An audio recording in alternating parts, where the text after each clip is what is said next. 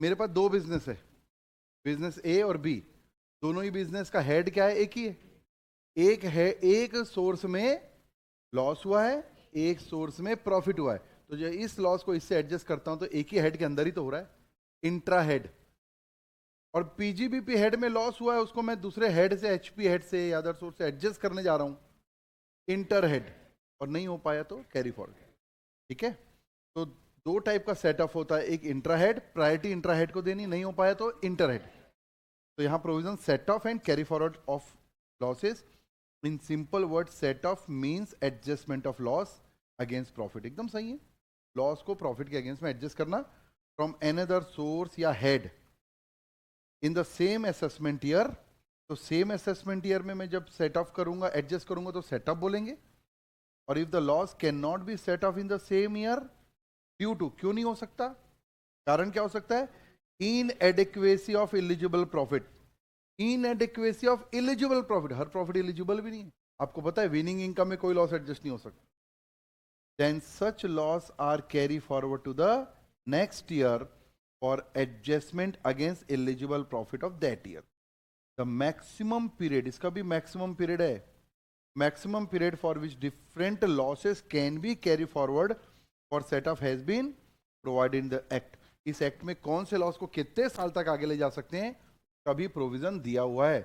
ज्यादातर केस में आपने 8 साल सुना होगा, लेकिन आप डेप्रिसिएशन के लिए अनलिमिटेड पीरियड भी सुने हैं। 35 एडी के स्पेसिफाइड बिजनेस के लॉस को भी अनलिमिटेड पीरियड सुना है। 3 अनएब्जॉर्ब बोल देता हूं ना, 3 अनएब्जॉर्ब लॉसेस को अनलिमिटेड पीरियड सुना है आपने, सही है ना? तो अलग अलग है। क्या ये इसकी थीम लाइन समझ में आ गई? कितने सेगमेंट में पढ़ाई करनी है? 3, इंट्राहेड, इंटरहेड, और मेनली ये नहीं पढ़ना, मेन प्रोविजन तो लिखा है all are possible, all adjustment are possible, except किया है। तो देखिए, inter source and inter head में सबसे पहला है सेक्शन 70। अच्छा, एक सेक्शन रेंज क्या है इसकी मालूम है? इसके सेक्शन है ओवरऑल सेक्शन 70 से 80। हालांकि कुछ ही सेक्शन हम इसको फोकस करेंगे, बट एक्चुअली में सेक्शन इनकम टैक्स में चलता है 70 से 80। अगर आप थोड़ा सा रिब्रश करेंगे तो हम सेक्शन 1 से शुरू किए इनकम टैक्स को, नाम है, 2 में डेफिनेशन है, थोड़ा सुनना है ना, फिर शुरू। 1 में नाम है, 2 में डेफिनेशन है, 3 में प्रीवियस ईयर है, 4 is charging section, every person is required to pay tax on the total income. 5 में scope of total income, residential status section 6 में, 7 में डीम टू बी रिसीव्ड, 8 में डिविडेंड के बारे में कब चार्जेबल होगा, 9 में deem to be accrued, 10 exemption, 11, 12, 13 याद ही नहीं आता क्योंकि है ही नहीं हमारे कोर्स में, 14 भी याद नहीं आता है लेकिन छोड़ो, 15 charging section of salary, 15, 16, 17 salary चलता है, 18, 19 कुछ याद नहीं आता, 20, 21 सीधा 22 याद आता है, 22 charging section of house property. तो 22 से 27 तक चला डीम्ड ओनरशिप, फिर 28 चार्जिंग सेक्शन ऑफ पीजीबीपी, 28, 29, 32, 37, 40, 48, 43 भी, 44 एडी एएफ तक चला, ध्यान आ गया?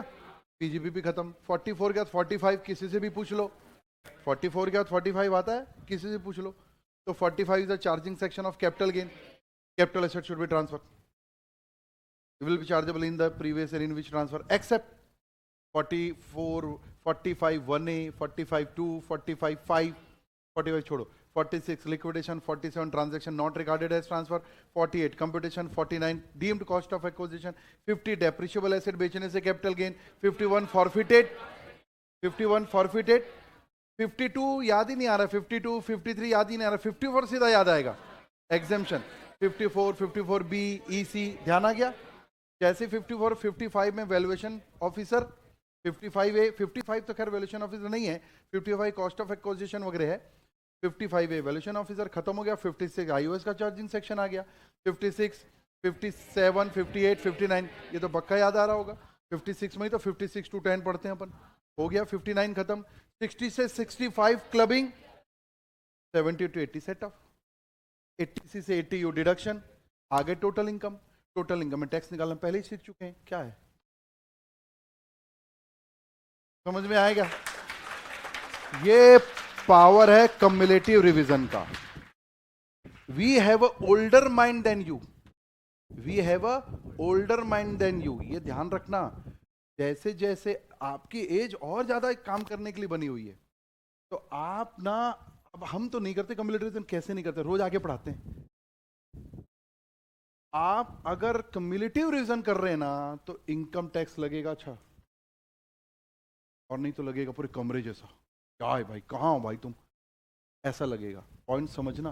मैं तो अभी उसके अंदर गया नहीं, उसके अंदर भी बात कर सकते हैं अपन।